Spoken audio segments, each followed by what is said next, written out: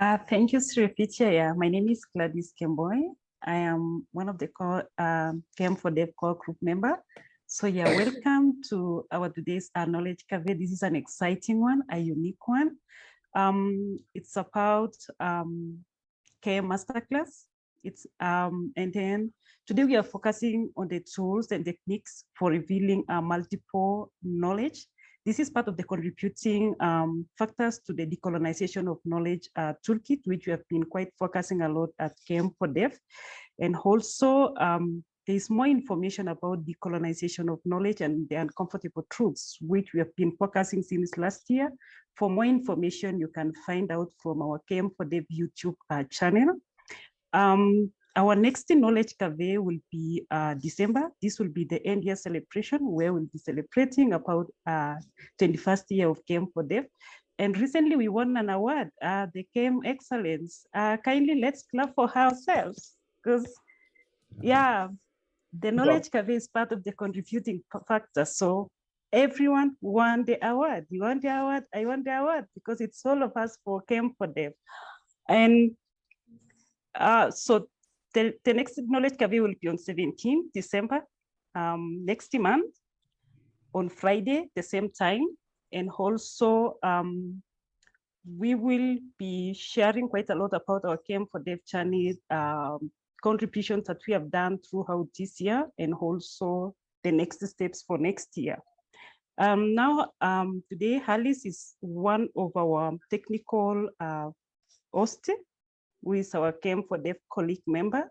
Alice, do you have anything you want to share to us about the technical part? Oh, no, we all just go with the flow. Okay, thank you so much, Alice. Yeah. And now we are done with the introduction part. I need to hand over to my colleague, Srificha, to take us through the next step, she's going to facilitate here. Welcome. Thank you so much, Gladys. So I'll just go through what we are going to do today. So for the first 45 minutes or so, we will have the masterclass from the masters here. And in a way, all of us are experts, right? So this one will be conversation starters. So we will start talking about the things that were there in the agenda. And then after that, we are going to go into breakout rooms. And then there we will all talk about the same questions, the same issues in every breakout room. And you're not required to do any notes for that, just have a wonderful discussion. Coming back, we will have a short sharing session through chats, and maybe whoever wants to speak, we will have an opportunity then, and then we close. So that is what we are going to do today. So without further delay, let us get into the meat of the matter, and let us start with our first speaker, Márton. So Márton is the associate professor at National University of Public Service in Hungary, and he's I'm sure you may have read his name, and he may be very familiar to people in the circle because he's like an extremely prolific and successful researcher, especially of global inequalities and the distribution of global inequalities in the distribution of academic capital. So if you are interested in that particular thing, he is the person for you to go to. In 2020, last year, he published the book Academic Knowledge Production and the Global South. So we have a brilliant professor with us. So over to you, Márton. Thank you so much for a very kind introduction. As I have only 5 minutes, I would like to share my screen because I prepared a short presentation. I don't know if you can see it. Yeah, it's okay. Okay, so I have only 2 slides because I was asked to talk about how we can use bibliometrics in the analysis of knowledge production, especially academic knowledge productions. And I just want to show some possible points by which bibliometrics or scientometrics can be instructive in social analysis of how global academic capital accumulation goals on a global scale. First, we can analyze the production of different agents, like individual scholars, but also for research institutions, universities, or even whole countries or world regions. So production is normally measured by the number of published papers. But of course, we only analyze quality factors or prestige factors, because we can rightly assume that those papers that are published in better or more prestigious journals are somehow give more visibility to the scholars that publish in them. So this is the first trajectory in bibliometrics to check the prolificacy or productivity of research institutions or scholars. The second is a relatively new trend to analyze the usage of papers, which is different from the impact. From usage, we just check how many persons actually download a given paper. And this is very interesting because it refers to those persons who are not academics, like university students or people working in the industry. So with view counts, we can have a picture on how important a paper is or how attractive a paper is for the audiences. The third one is the impact, which is usually measured by the number of citations. This feature of academic visibility is more related to the narrower academic field, because only those people can cite the paper who publish themselves. So this shows more the academic impact of research, like the second, the usage, can show any other kinds of visibility beyond the academic world. The fourth is the diversity. In scientometrics and bibliometrics, we can check the diversity of scholars in terms of both research production, citations, and so on. And we can talk about the diversity of research institutions or universities or departments. And the last is the co-authorship networks, because we can check those networks in which a given scholar works. Of course, there are many other tools, but these are maybe the most characteristic or most popular ones by which bibliometrics can help us to understand how global knowledge productions is characterized as far as we can reach it from the data. And the second question is, for what purpose we can use the data, because most likely that's computer scientists and cytometrics are not dealing with social criticism. But when we want to use this data set or the results of the analysis in order to understand something from society, we can address these questions. First, we can address questions about geopolitical or geographical power relations. We can analyze core periphery structures within the field of the academia. We can check academic or epistemic dependencies within the field. Because if we are working in network science methods, we can check how many papers a given country publishes, how many citations a given country or world region gets, and so on. And with this, we can draw a picture on the global processes. Second, we can also analyze social stratification of academic knowledge production in terms of elite versus mass institutions, or elite universities versus more peripheral universities, because inequalities on the field can happen not just in a geographical sense, but we can see several inequalities between research institutions within a given country or within a given world region. So from this, elitism could be analyzed.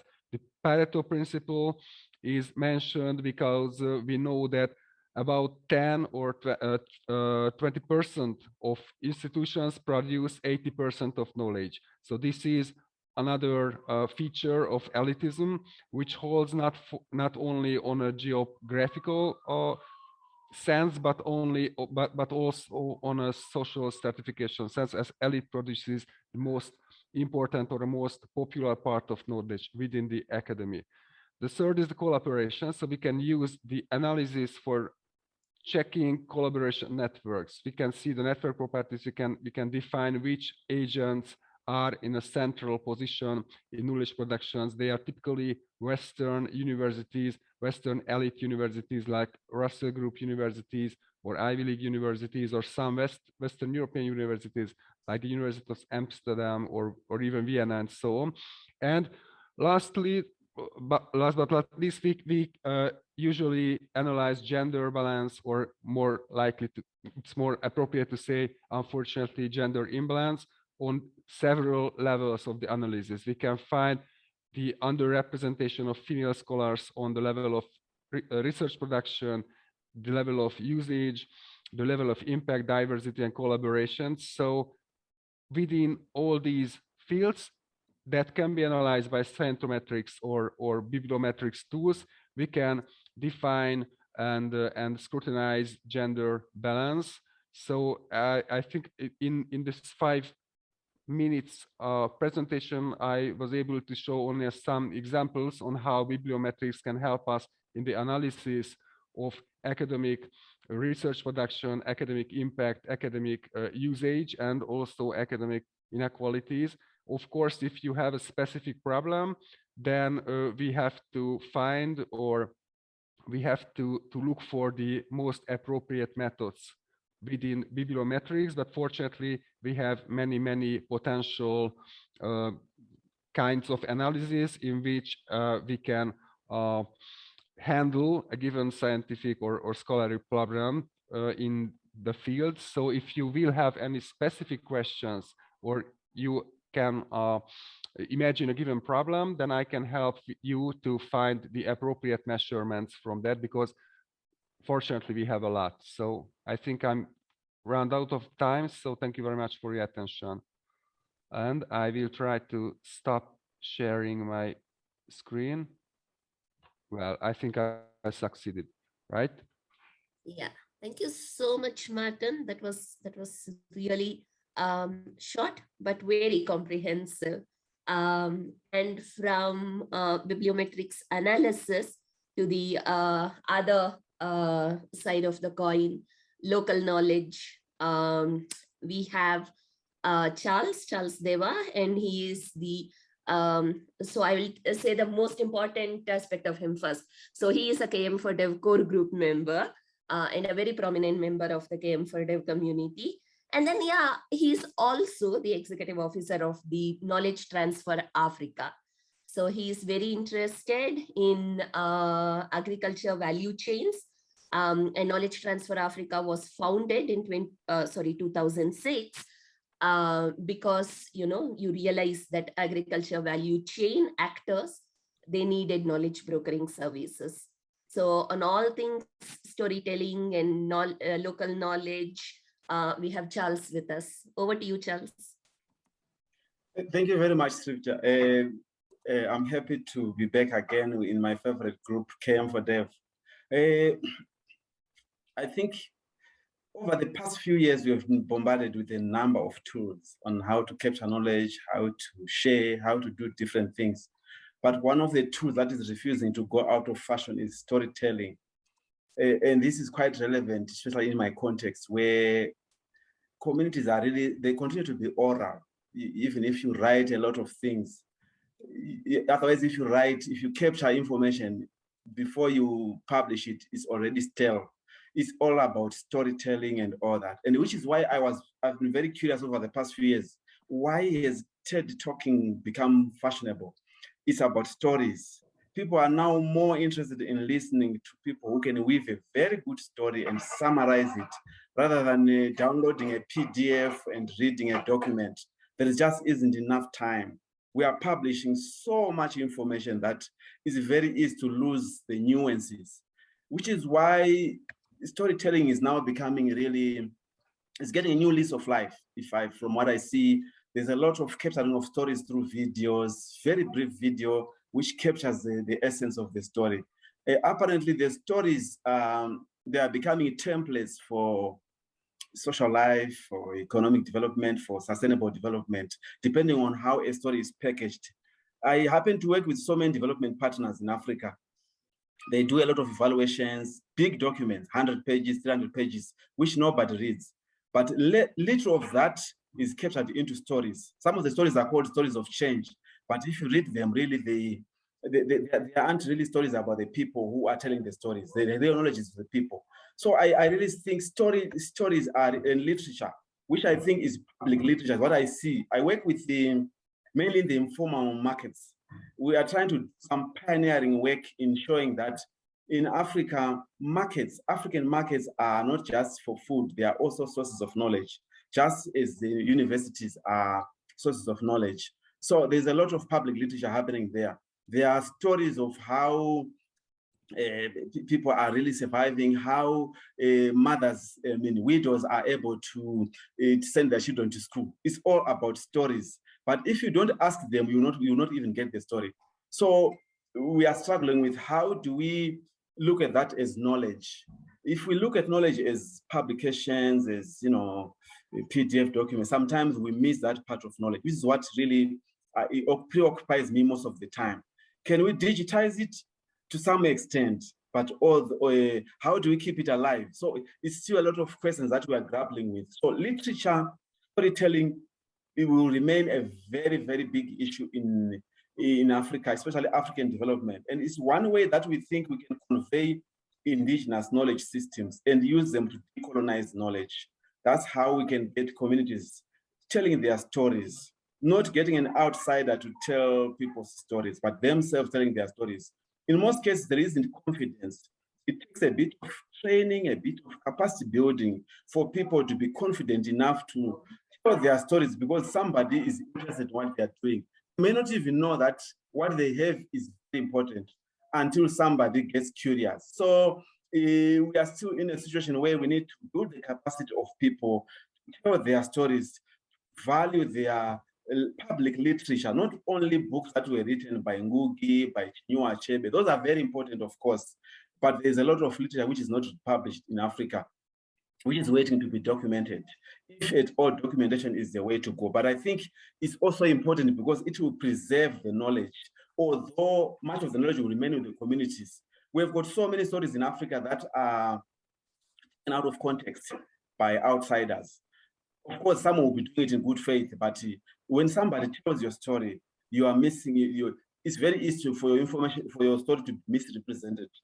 So it takes us to set communities to do that. So when I work with mass markets, farmers, they tell us fascinating stories about how they survive without even worrying about government, without even borrowing or asking for loans from banks. They are able to sort of really survive and hang together as a society. So stories are part of social capital, which, but they are very easy to dismiss and say, wow, that's anecdotal.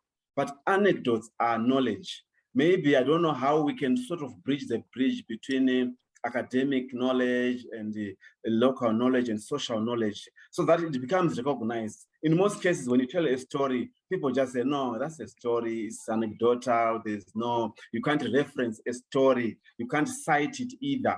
So those are some of the issues that we are struggling with. To say, as km4dev, what can we do? How can we bring in indigenous knowledge systems using stories and literature to ensure that at some point, perhaps we can end up having indigenous knowledge for development, which is lacking. It's good to say knowledge management for development, but I'm sure indigenous knowledge for development creates space for indigenous knowledge in development, which is why we've been advocating for each African country to have an entire government department responsible for indigenous knowledge systems, including local food systems. I can go on and on. I'm sure my 5 minutes is up for now. Let me just hand it over to you, Srivija. Thank you. Thank you so much, Charles. That was wonderful. So we looked at two sides of the coin, right? So we looked at how will you use Bibliometrics as a tool to actually see what kind of inequalities and the extent to which inequities and inequalities play a role. We also looked at the other side of looking. Okay, if this is the issue, what can be the alternates, what could be some of those solutions, and how do you now privilege and center local knowledge with Charles. So any questions or any comments? So you can raise your hand. And Adamu, knowledge recycling seems interesting. Do you want to tell us a little bit more about that?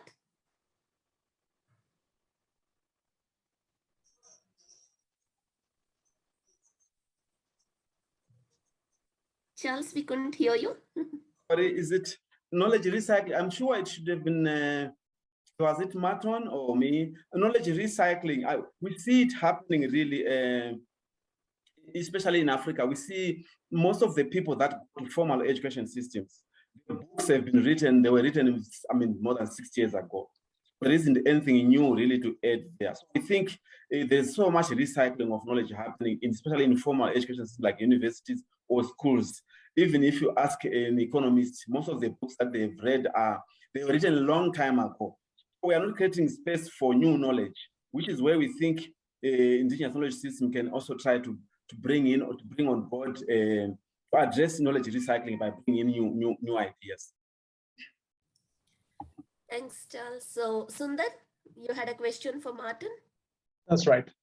Maybe I missed. I'll replay and pay more attention, but I have a question. The question is, what are your data points? Is it only academic papers, research papers, or white papers, and etc., or is it also social?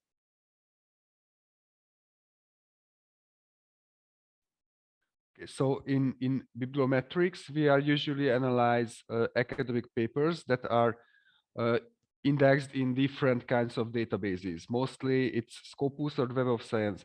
But when we make measurements for the social impact, we can analyze also those usage that are beyond the academic world. In altmetrics, we can see, for example, the social media impact of a given paper. And it is very important because, interestingly, female scholars' papers are significantly more viewed. So actually, papers written by female scholars are used in social media much more than papers written by male scholars. And many scholars question why, and they made interviews and questionnaires with scholars, and it find out that for female scholars it might be more important to make some social change. So they are not typically focused on academic impact. It's more typical or more characteristic to male scholars, and that's why they write more interesting papers which are related to social change, but maybe those papers won't be cited later by other scholars, but the usage in social media or fields beyond the academia will be higher. And I think it's very important, and also we have to interpret this new knowledge, because formerly only citations and the number of papers were analyzed. But if we check the influence, the real social and in real life influence of papers and research, we can find a female advantage. So yes, mostly in scientometrics or bibliometrics, we analyze scientific papers, but the impact of those papers are analyzed beyond the academia. And here we find that those typical inequalities in favor of male won't play, because female scholars tend to write more interesting papers, or papers that can be used more in real life society. Thank you. So much, Sundar. Yep. Okay, fine. Purity has a really good question, which is, what is the difference between bibliometric and scientometric? Márton, for you? Yeah. So the fact is that they are somehow interchangeable, but one of them are typically used in the Northern America and the other is in Western Europe. But sometimes I think this is the truth. But of course, we have some more professional definitions. And in this case, scientometrics is wider than bibliometrics, because in bibliometrics, we focus only on journals, books, or publications itself, while in scientometrics, we can analyze also funds or research proposals or awards and so on. So in scientometrics, we use a wider set of potential data, but I think in real life, they use these terms interchangeable. Wonderful, super. So Charles, an interesting question for you from Gianjali Mo. I'm sorry I'm butchering your name very badly. Please correct me with some phonetics there. No So problem. if bots write stories, so if AI writes stories, Charles, so would we still see and perceive it as something that is coming from a human? Of course, based on the quality. You can expand a little bit more if you want. Yeah. Yeah, sure. Thanks a lot. And Charles, really, this component of storytelling is extremely interesting. And in fact, my focus is more on trying to understand, assuming we do have an AI that is capable, for example, to use a certain amount of data to create a story to convey this data, and people receiving the story knows that is an AI. The language is pretty solid. Would that be perceived and would that eventually reach the same level of, let's say, depth as if someone is telling the same? Yes, thank you. That's a very interesting question. I think it could be a good substitute. It's a better substitute than nothing. For instance, if you want to get a story about a community, you may not reproduce the nuances, the body language, the accents and everything, which is part of the story and part of the culture. At least the sense might be there. Of course, the danger is to sort of misrepresent the feelings. I don't know, but it could be explored to say it's better than not having a story, because otherwise nobody will know whether something existed. So artificial intelligence is definitely trying to mimic real life stories, but I'm not sure. We still want to see how it will do that in Africa, where we have thousands of languages and different types of even nuances. It will be very interesting, but I think it's something that is really being experimented with. It's an interesting story. Unfortunately, I may not have a conclusive answer, but I think let's see how artificial intelligence can go in trying to represent stories. Great, thank you very much. Wonderful, great. I also see some really good conversations happening in the chat. Keep it up. And keep up with your questions also. Sarah and I, Gladys, we do monitor the chat, so we will pick it up as we go forward. But then I would like to invite the next speaker, conversation starter. So I think I don't need to say too much about her. It's Sarah Cummings, who will tell us a little bit more about critical discourse analysis. So Sarah is, of course, km4dev core group member and leader, and she's a researcher based at the Knowledge, Technology and Innovation Group at Wageningen University in the Netherlands. She's also a prolific researcher, and if you have read any of Sarah's emails in the km4dev community, you have a glimpse of how much her body of work is, and especially on epistemic injustice. And she's also a great mentor for all of us who are either junior in age or junior in experience to reach out to. Over to you, Sarah. Okay, thank you very much, Srividi, for that really kind introduction. It's really very excited to present this to you, but it is also, of course, quite daunting to follow Márton and Charles, who were just presenting such very exciting but different methodologies. So I'm going to be talking about critical discourse analysis to reveal hidden discourses. And as you will also see from my messages in the km4dev core group, that I often make spelling mistakes. So it should be Wageningen University Research, obviously. Okay, now I have to, let me see how I can move. Oh, somebody's moved my slide. Thank you very much. So I'm going to be talking about critical discourse analysis, which is a method which allows you to look at semiosis, which is a mixture of text and gestures, but mostly people are using like looking at texts. And it's sort of quite a sort of academic methodology, I think. And quite often when you read articles about it, it's very little explained actually how you do it, but there are generally 4 phases that you trying to investigate a particular area. And then you find the texts and then you analyze them.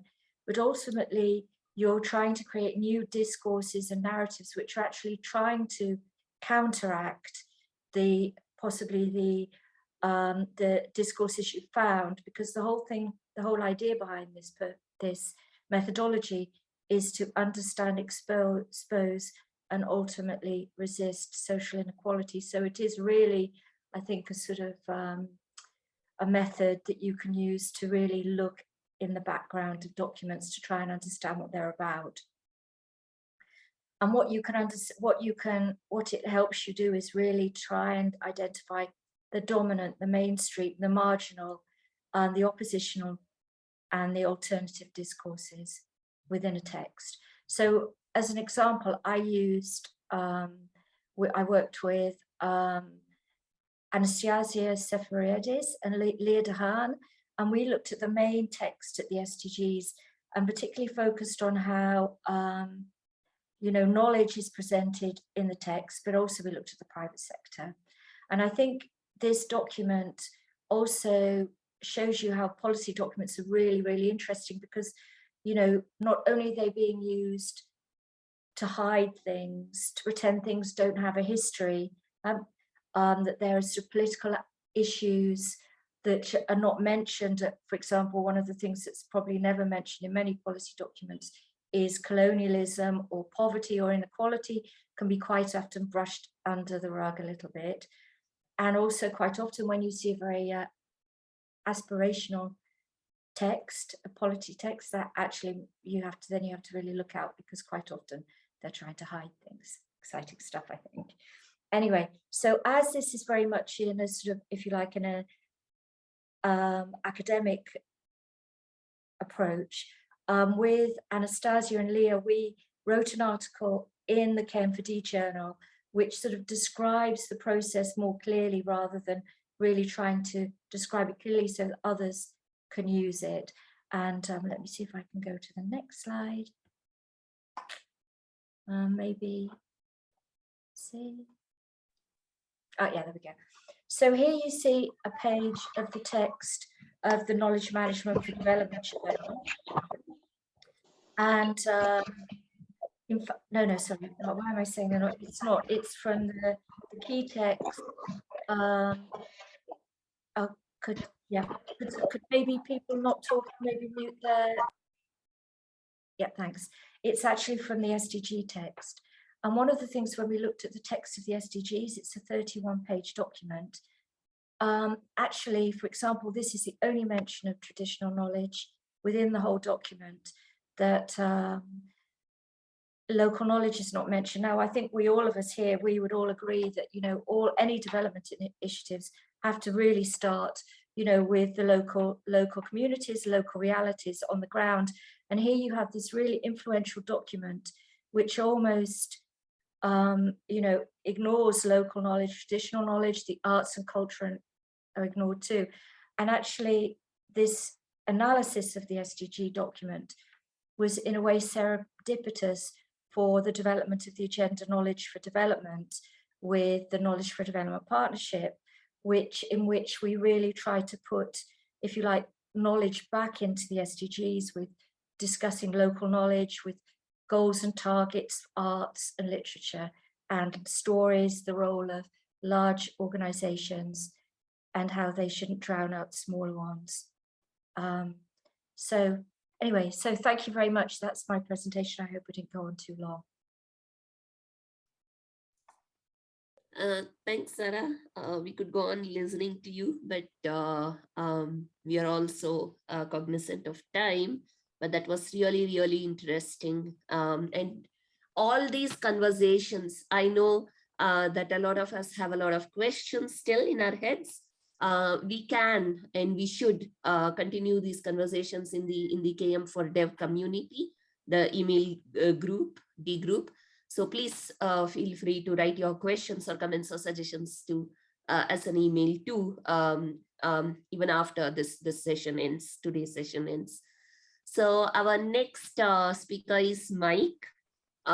So Mike is from UK, Northumberland, and he's the former director of IKM Emergent Program, which of course it has KM in it, so it focused on knowledge management in development, but it was designed by independent evaluators to get in some creativity in terms of process and content.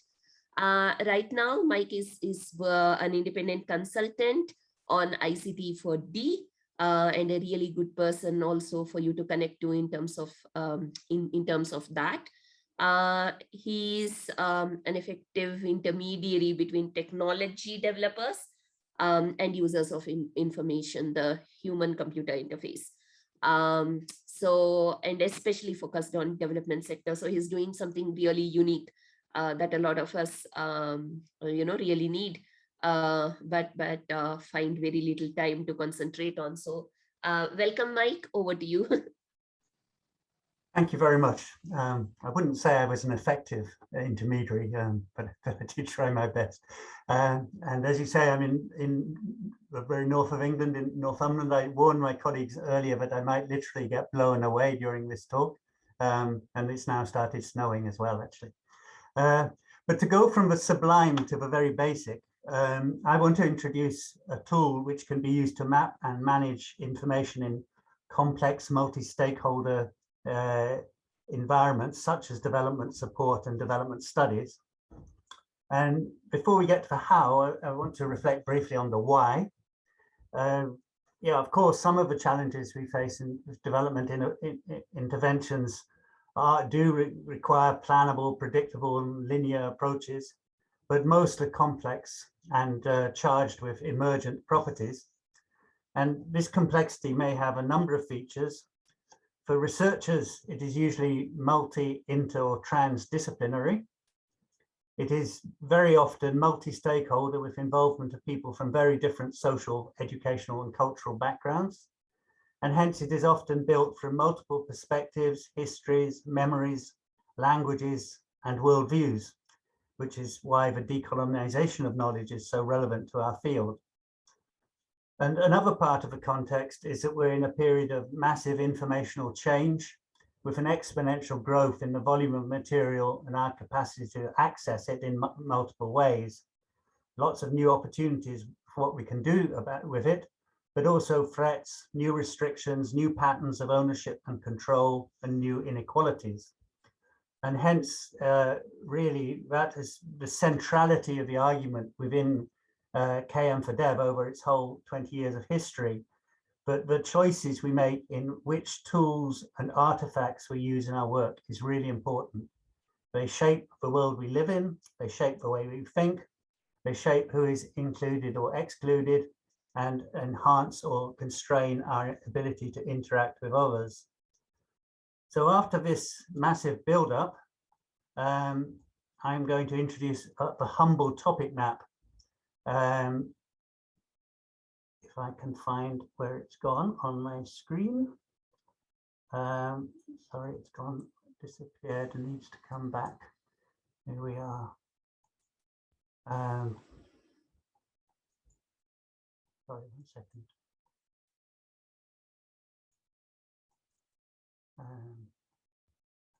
There.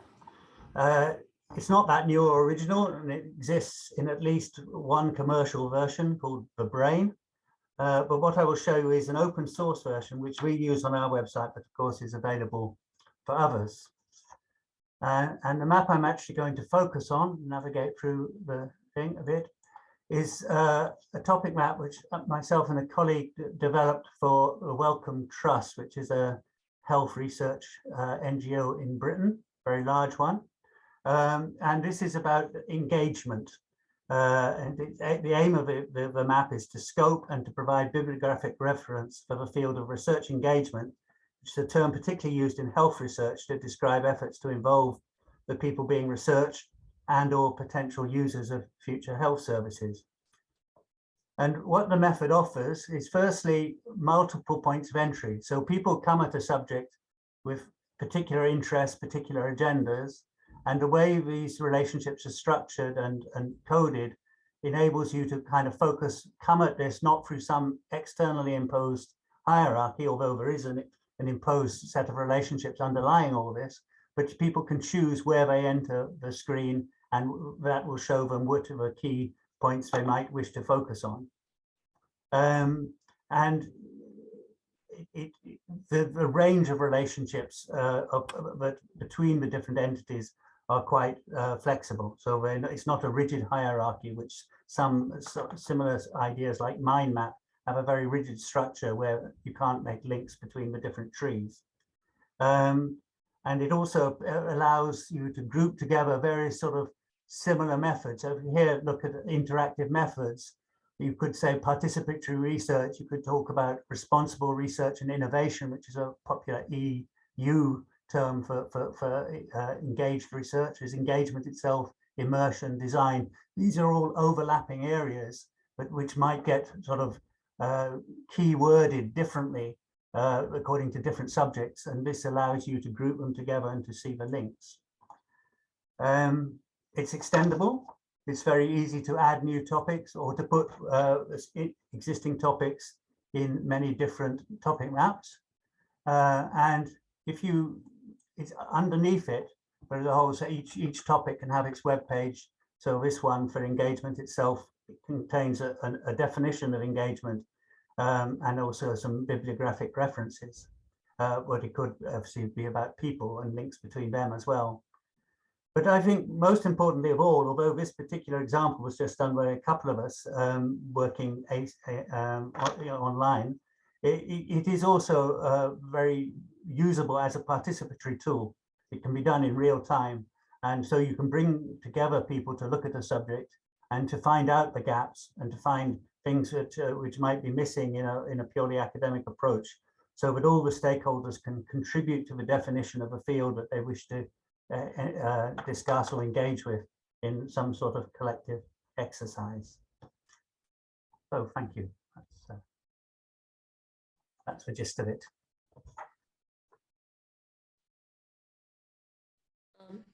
Thanks, Mike.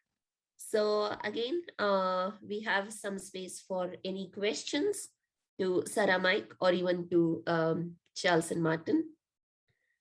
I know there is one from Nancy. Nancy, do you want to quickly talk about it? I'm trying to be pretty quiet because I've got the holiday family all sleeping, but I'm curious about what the motivations are to seek different ways for knowledge valuation that isn't about preserving the institution that's producing the knowledge, i.e. the academic institution. So it's the publish or perish one. And it seems to me until we strike a little bit at that root of motivation, it's difficult to shift even the conversation about the production, the application, the evaluation, the improvement of knowledge to the challenges we face. So is there any organization or institution that's actually shifting that root motivation?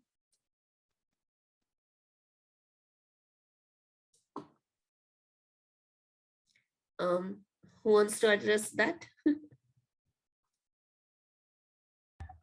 Yes, sorry. Thanks, Nancy. You always ask very interesting and difficult questions. I like it. I think the motivation really, we have some frustrations with the way things are going, and we think the whole notion of decolonizing knowledge, we're looking at it in different angles. So maybe I would think decolonizing is one of the motivations to say, how else can we look at what exists? Are we satisfied or not? If I look at development sector, it's really worrying. They're not changing. Funds have been poured into development, but things are not really changing. So we are just wandering around and saying, what can we do? I'm sure, I don't know if there are any other, many organizations would be there, they could be thinking about, but I think, it's a tough call because we are trying to challenge a system that has been existing for a while. And so from my end, I think it's all about trying to think about how do we change, how do we decolonize, how else can we look at things. But that's what I think from my end. Thanks. Thanks, Charles. Anybody else with a question, you can raise your hand or let me know in the chat. We would love to hear some new voices. So if any of you are here, Tolase,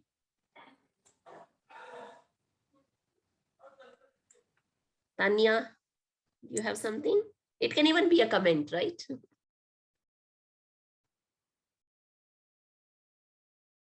David. Okay, so I would bring to this group's notice a question by Uttam, who asks are there any tools that are listed that local organizations can use and benefit from? So any publications that has a range of simple and practical tools is what he's asking for. So please put it in the chat if you're aware of any of those things. And continue using the chat function to bring up any other questions or comments. Okay, Christina says, Sarah, can you respond publicly, please? So over to you, Sarah. Yeah, sorry. So I mean, I agree with Nancy that the sort of, if you like, the mainstream of universities are really, in this publish and perish paradigm. And I think this is, what Márton's work really shows us. And one of the things I'm really interested to hear what he thinks the trends are, whether things are getting better or worse. But I think if you take like a systems perspective and this idea that, there are niches where alternative things are happening, I think there are examples. There's this group called Colonial Subversions. There's one called Convivial Thinkers. So there are, and I think km4dev fits also in that space as well. But the problem is, how do you get this to a higher level? How do you bring about change? Well, the sort of structures of universities and also publishing are very much sort of based on a sort of neoliberal, Eurocentric model, and I think we're all of us trying to do that in different ways, but it is quite difficult to have a really broad scale change. Thanks, Sarah. So that was wonderful. So are we ready to go to the breakout rooms? Yes. So I would request Alice to send us to the breakout rooms. In the meantime, I'll tell you there are two questions. So one is, of course, you have heard about these tools. Now you can discuss which of these tools would you consider using in your work, and do you need to know more on how to use them exactly. And you will also discuss what other tools and methods do you use that you think are important, which can reveal multiple knowledges, and why are they important or why are they useful. So those are your two questions.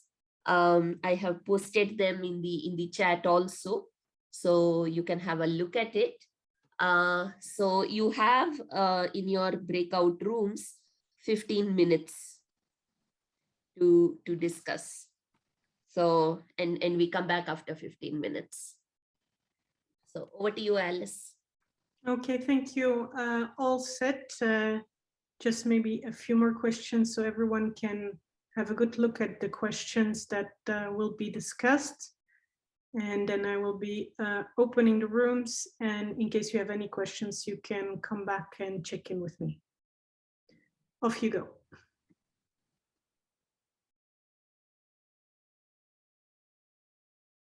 So I think all of us are back, right, Alice? Everyone's back, yes.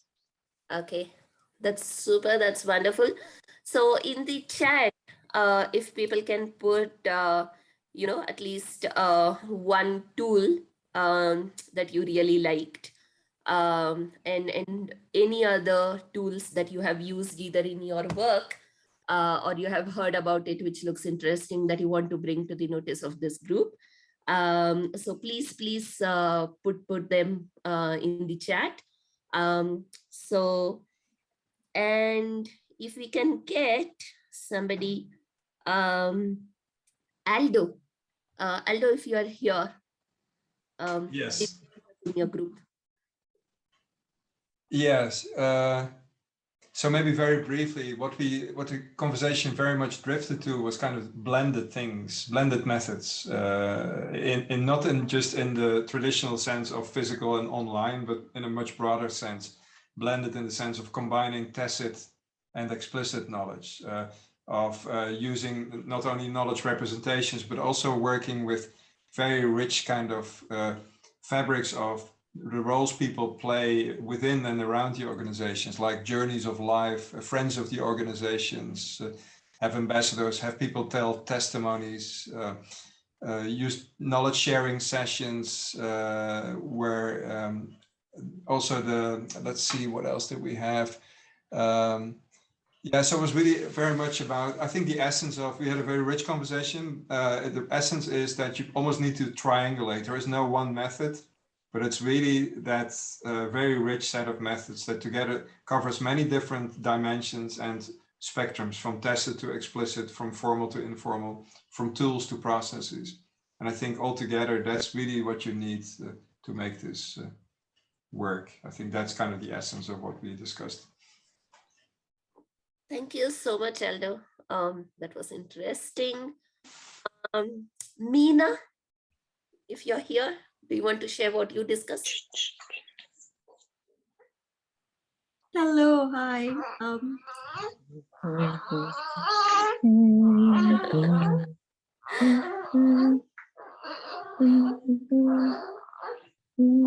Is that Dennis's child or Mina yours? I don't have a baby, which what scared me suddenly, and I heard a child. No, it was Dennis' beautiful baby's voice that we could hear. Oh, that was precious.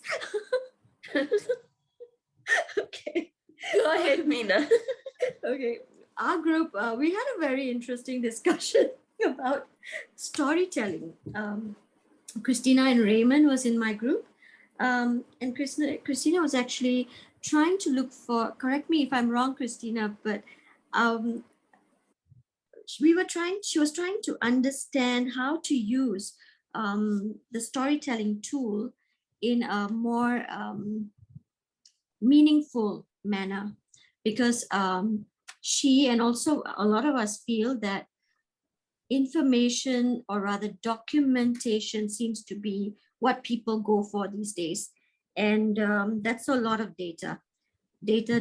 So we thought, okay, maybe there was one example which you provided, I think, in the chat group about stories of impact, and then following it up with, podcasts, videos, and things like that.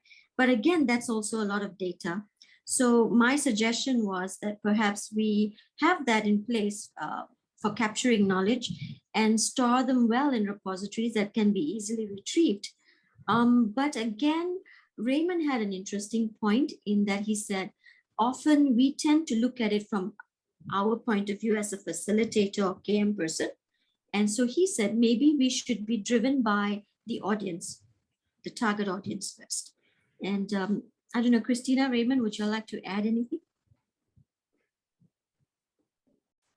Yeah, thank you, Mina.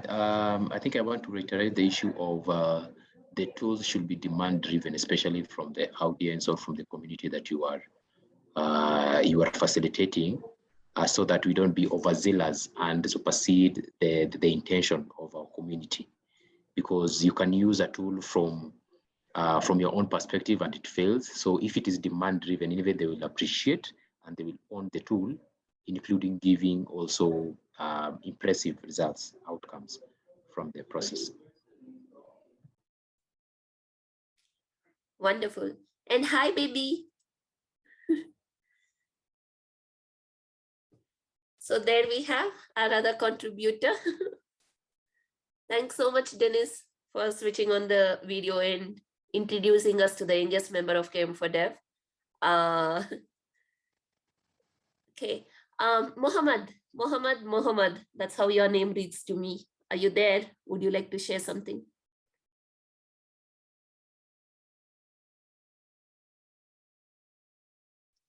Mohammed had some issues with this internet, so I will share on behalf. I was in the same group as him. Some of the things that we discussed mostly was around generally internet as a tool per se. That was shared by David, I believe, and Mohammed found the knowledge mapping tool, which was just shared, the mode. That's quite interesting that he thinks he can use. And I, on the other hand, I broadly classified it as professional and non-professional tools. When I say professional, if you're working for an organization as a knowledge manager, you either have Mac or Windows platforms, and it comes with a package of collaboration softwares like Teams or Skype or unified communications, social corporate platforms like Yammer, Workplace, etc. These are some of the powerful tools, both collaboration as well as communication tools. And then apart from that, we use other natural language processing, ML and AI tools based on your use and your demand. That's the corporate or the professional environment. And when it comes to when I say you're not in an office, then I don't want to say non-professional. When you're not in working for somebody, and if you're in the public spectrum, there are several equivalent tools which are out in the market. Most of them are free. Office suites, collaboration tools like Zoom. There are social platforms, a lot of social platforms. You can have communities, you can do your own research, you can do your topology mapping, knowledge graphs with such tools. We just saw demos of some of the pictorial topology to just now emergent works, which I was never aware of, which I'm going to dig into from now on. Yeah, that's how our conversation went. Wonderful. It looked like you had a very fruitful conversation. And I agree so much with you. You know, we already have so much in the desktop in terms of system, tools. But we don't really use any of them effectively. In most cases, we are not even aware. So that's an interesting thing. Actually, in ActionAid, we did a series of blog and a knowledge cafe. One of those topics discussed was, what do you already have and how can you use it for managing knowledge? And that's an interesting one. Working out loud, we have experimented that within km4dev community itself.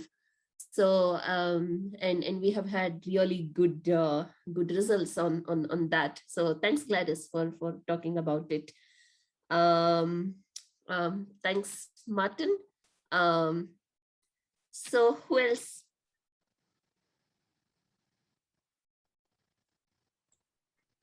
David?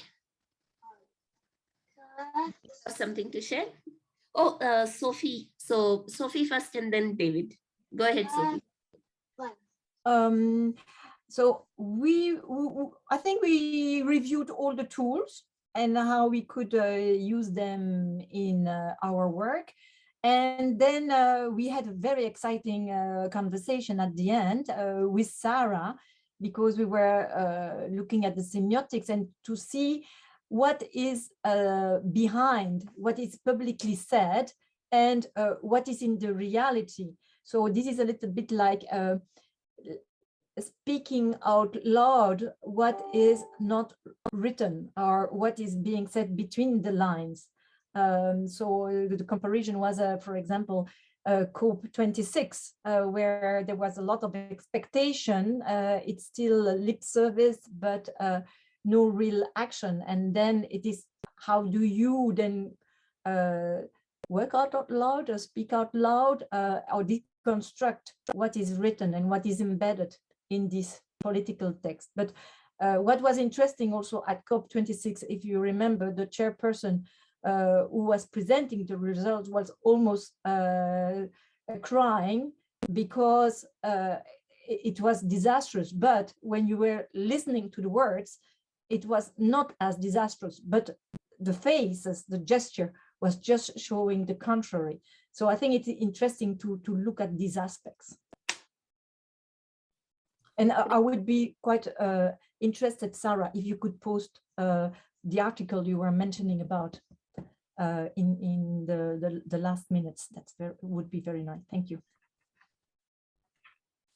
Maybe I could just, maybe if I'm allowed to video, I can just mention those two articles. One of them was looking at buzzwords in development, and actually, like I would assume that the buzzwords came from the donors, and then were used by the NGOs and the academics. But actually, it's the academics who apparently create the buzzwords, and the donors follow, and then the NGOs and everybody else have to write the proposals around it. And the other article is one that you probably heard me mention before by a colleague of mine, Birgit Bogaert, where she looked at the documents produced by an agricultural development project and sort of looked at them from the perspective of epistemic injustice. And she really, really found that, local people weren't seen as good providers of evidence. So there was really, it was really, really, really interesting. And I put both articles in the chat, and that's not really yet a tool the way she did that, but I would think it would be really great to do that at some point, turn it into a tool so that we could all use it. Thanks. Thanks, Sarah. Maureen? Oh yeah, thank you. Maybe in addition, let me not talk about the systems, but the tools. Sorry, but we also handled the challenges. What affect us? You can have a good tool in place, but the major challenge that we were in the same group with Nancy, Co, and Police, and the main challenge that we came up with is in most places of work, knowledge management is regarded as a service, but not as a practice. That's making it difficult to use or to implement fully the sage tools in place. Thank you. Thank you, Maureen. Very important. David, do you want to ask your question? Speak. Oh, sure. Personally, I'm new here and I'm learning a lot. I'm from Kenya, Nakuru County. So basically, I'm here to learn. And maybe my question was, can we use the tools for environmental activism and climate change action? It was just a question, and maybe I can surely say that I've learned a lot here. My name is David from Kenya, Ogier community, one of the indigenous communities in Kenya. Thank you. Thank you, David. You're very welcome. We need more young voices in km4dev. And we also have a youth leadership forum. So if you are not yet part of km4dev, we invite you to please join. Also join the youth leadership forum and ask your question to the wider community too, because I think these are very, very critical questions. Thank you so much. We are almost nearing the end of our session.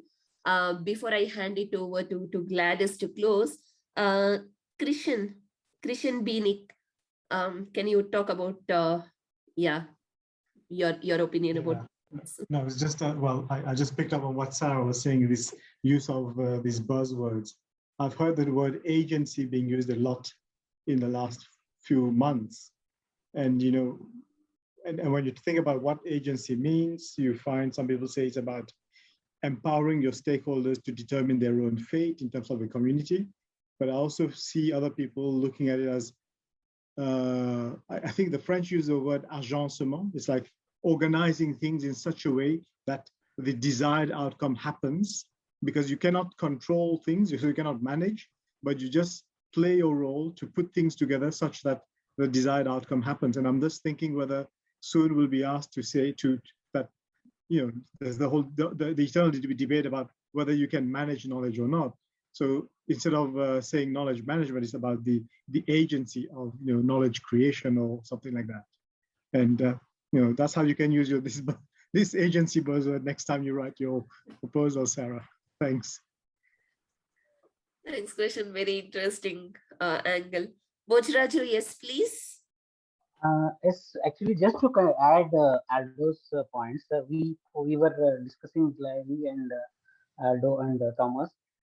Just to, I am also expecting some other members also to, if they can share their ideas also. Because what I was in our group, which what we were thinking about is about tacit and explicit knowledge. How can we tackle the tacit knowledge in both in corporate arena as well as in academic arena? In case of corporate arena, maybe some knowledge portals or sharing knowledge sharing sessions, case studies, business cases, or known error database or storytelling. All those things will really apt good in case of corporate world. But at the same time, the same thing cannot be applicable in academic world, where some of the knowledge sharing sessions are the blended learning, as since 2 years due to this COVID, the hybrid learning has been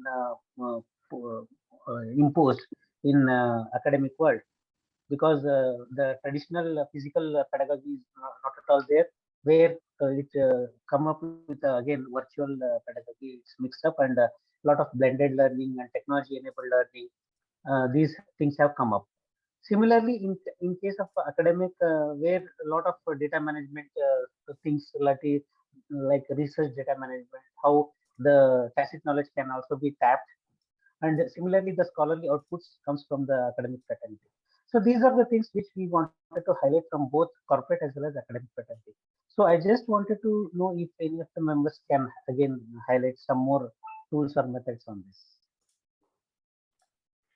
Thank you so much. So I invite members to comment on it in the chat section, but also the discussion need not stop here, right? So once we log off, it's not the end of these discussions. It's a conversation starter. So please write to the km4dev community D groups, and we can continue discussions there. So there are some amazing rich contributions in the chat. And if you are wondering, how do I save it? You can actually, where you type your message, there is those 3 dots after the emoji icon. So if you click on that, you can actually save the chat. That's one way of taking this discussion for yourself. So great, super. Over to you, Gladys, for the closing comments. Thank you so much, Srividya, and thank you everyone for joining and contributing into today's session. We have really enjoyed learning together. Srividya, kindly share the link where we have the session showing various platforms on how you can join the km4dev. So yeah, as Srividya shares in the screen, we usually have our km4dev wiki where you can track what we have been contributing as km4dev. There's also the website where you can see and read more about km4dev and also how you can join for the membership.